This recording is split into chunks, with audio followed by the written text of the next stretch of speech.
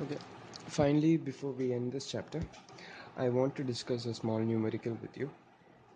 The question is, water is flowing through a pipe at the end of which a nozzle is fitted. The diameter of the nozzle is 100 millimeters and the head of the water at the center of the nozzle is 100 meters. Find the force exerted by the jet of water on a fixed vertical plate. The coefficient of velocity is given as 0.95. Okay, I hope you understood the question. What we have over here is a pipe at the end of which there is a nozzle. The diameter of the nozzle is given as 100 millimeters, and the head of water, that is the pressure, it is given in terms of water, head of water, as 100 meters. This water comes and hits on a fixed vertical plate, and as we discussed, the water splits into two. This is the vertical plate, and the water moves like this, and it splits into two. Okay, we have to find out what is the force on this plate. Now, we know our equation. Force is equal to rho into A into P square. Now, the density of water, we will take it as the water is incompressible and the density of water is standard. Density of water is equal to 1000 kilogram per meter cube. Okay, even if it is not given in the question, you have to know that. Being a mechanical engineer is a standard value, you have to know that. Now, how do you find out what is the area? The area asked is the area of the jet coming out. For that, we'll use the area of the nozzle. The diameter of the nozzle is given, D is equal to 100 millimeters. Okay, if we convert that into meters, it would be 100 into 10 raised to minus 3 meters. Okay, now the area of a circle is given by pi divided by 4 into d square. Okay, that would be pi divided by 4 into 100 into 10 raised to minus 3 will be 0.1. 1 square. When you calculate this using a calculator, we would get the value 0.007854 meter square.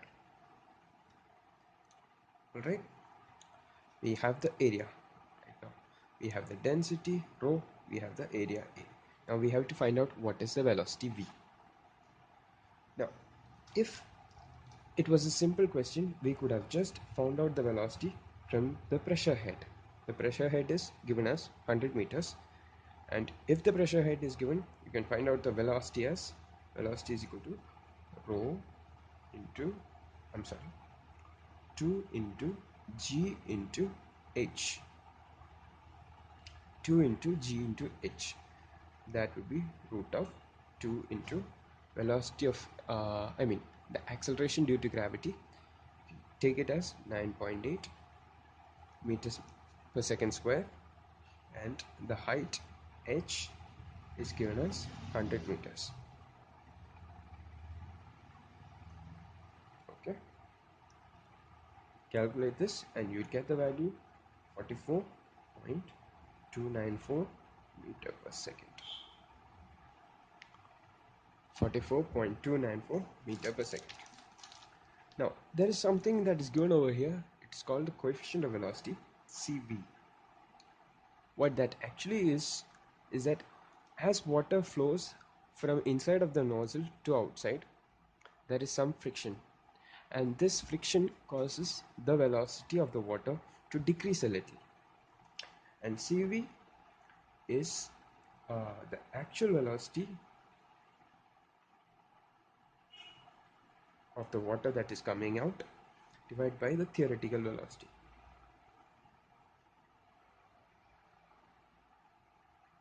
The theoretical velocity should have been 44.294. It is 44.294 meter per second. But we find out that the actual velocity is less than that. And by what? How many times? It is 0.95 times less than that. So we find out the actual velocity.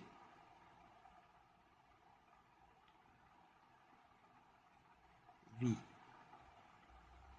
This would be V theoretical and V actual is equal to 0.95 into 44.294. We get that value to be 42.08 meter per second. We find that the actual velocity after it comes through the nozzle is less than the theoretical velocity by 0.95 times. Okay. Now we are all ready to find out the force. F is equal to, again I'll write the equation, rho AV square equal to 1000 into area was 0.007854 meter square into 42.08 meter per second. Please note that I've converted all of the units into SI units, kilogram per meter cube, and this would be in meter square, and this is in meter per second. If you multiply all of this, you will get your answer 13907.2. That is 13,907.2 Newton. Again, we have the answer in an SI unit.